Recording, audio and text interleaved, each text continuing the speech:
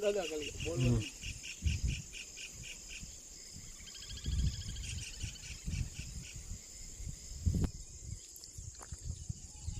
ઓલા દાંત કાઢી બધા હાલ રાખો દાદા વચ્ચેમાં ફોટા પાડી પછી આપણે રિટર્ન થઈ જાય બોલતા નહીં દાદા